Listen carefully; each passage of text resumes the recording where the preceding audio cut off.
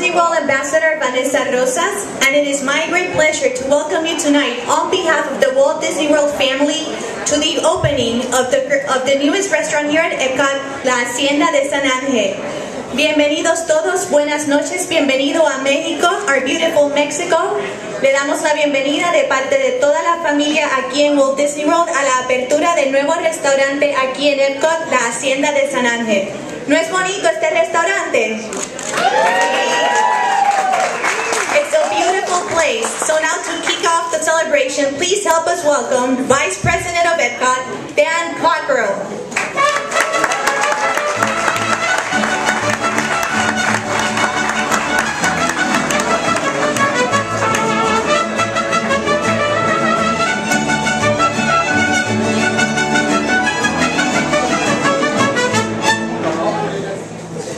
Thank you, Vanessa.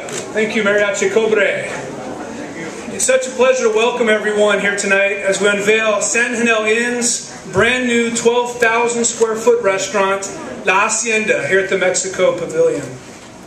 Further enhancing the architectural landscape of World Showcase, this 250-seat, beautifully themed table service restaurant is a wonderful new addition to our ever-changing, highly diverse, and always creative dining offerings here at Epcot. And I'm happy to tell you that, coupled with last month's opening of Via Napoli in the Italy Pavilion right across the lagoon, and the 150-seat quick-service restaurant La Cantina, La Hacienda increases our unique dining capacity by over 20%, which is great news for our guests. In fact, one of the many things I love about this location is the flexibility we have throughout the day with the 400 seats we have. Even before La Hacienda opens for dinner each evening, it will provide additional air-conditioned space to enjoy the new quick service menu at La Cantina during the lunch period. And no matter what time of day it is, with this spectacular view of the World Showcase Lagoon, there's not a bad seat in the house. For me personally, it's been a real treat to work with the San Angel Inn team on yet another unique cultural experience. As with the opening of La Cava de Tequila, our tequila bar right across the street here, the Mexico Pavilion last August, bringing this new restaurant to life was a result of the team's strong family effort, some incredible partnerships, amazing creativity, and a true love for great food and top-notch service. Early in the planning phases, armed with research on current dining trends and great feedback from our guests on what they would enjoy, I had the good fortune to travel to Mexico City with Ricky Debler, President and CEO of Palma Services and the San Angel Inn. It was there as we walked through the original San Angel Inn that Ricky's family opened in 1963 that I saw firsthand the history and the tradition that has helped make that restaurant one of the finest and most famous restaurants in Mexico. During our trip, we also ate at some of the top restaurants and most popular street food locations. And I can tell you that all of that research, creativity, experience, and passion have been poured into this location, providing a unique, authentic, high-quality dining experience. There's no doubt in my mind that this newest offering will be one of Epcot's best, helping us fulfill our mission to engage, excite, and entertain our guests for years to come.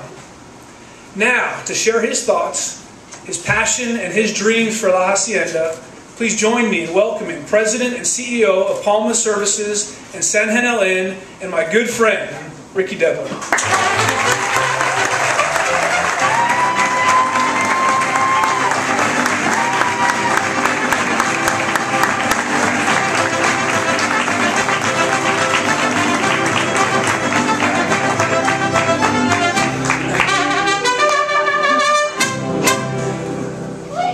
Thank you, Dan. Good evening, buenas noches, ladies and gentlemen. My name is Richard Debler, and I'm the President and CEO of San Angel Inn. It is my pleasure to welcome you this evening, and I'd like to welcome Honorable Alberto Fierro, Consul of Mexico in Orlando, North and Central Florida, Don Cockrell, Vice President of Epcot, and the rest of our honored guests to the opening of La Hacienda de San Angel and our celebration of the bicentennial of Mexico's independence. I have had the pleasure of being involved with the Walt Disney World for 28 years.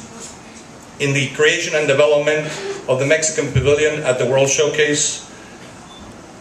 My involvement began when I moved from Mexico, where my parents founded the original San Angel Inn in 1963. They had a dream to restore a 17th century hacienda into what is currently one of the most acclaimed restaurants in Mexico and which is internationally recognized. Our family truly believes in what Walt Disney said: if you can dream it, you can do it. This new restaurant, La Hacienda de San Angel, has been one of my most important dreams, and I'm very proud to see it become a reality. The La Hacienda storyline is of a lakeside country hacienda that was owned by a family for generations. The lady of the house was a talented folk artist, and this hacienda was her home and studio. She lived here with her husband, a culinary artist, who recreated Mexican traditional cuisines in a new and imaginative ways. To entertain their guests in a more casual setting, they created La Cantina de San Angel on the lagoon side, with dazzling sights serving the traditional flavors of the street side taquerias and refreshing margaritas in a laid-back atmosphere. This project could not become a reality without the support and help of the Walt Disney World organization, who shared their dream, contribution with their vision, creativity, and passion into the creation of a very, very unique dining experience in the Mexican Pavilion. I would like to express special thanks to our development team, with whom I made numerous trips to Mexico to learn and bring the Mexican culture, cuisine, and arts to La Hacienda de San Angel. The first one I would like to thank is Dan Cockrell, Vice President of Epcot, Debbie Peterson, Epcot Walt Disney World Imagineering Creative Art Director, Kristen Snyder from K&A Design, Doug Crosby, Project Manager, Otto Federhoff and Matt Federhoff, Project Managers, Phil Bernard, and the operating participant team, Jens Dahlman, Executive Chef of Epcot, Mandy DiGimignano, GM of Epcot Food and Beverage, Cosmo Kapoor, Operations Manager.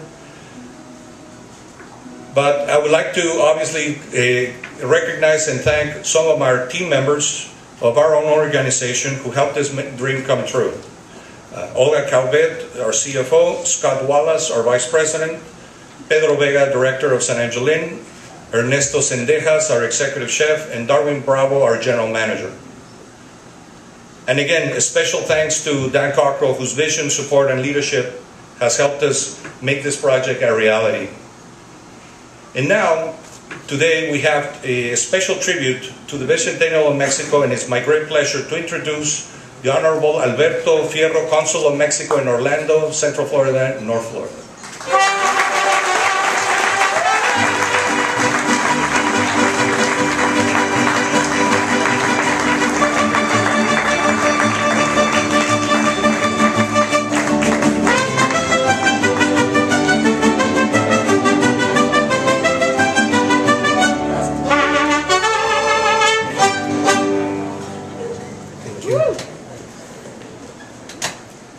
Mr. Cockrell, Mr. Debler, ladies and gentlemen, good evening, buenas noches.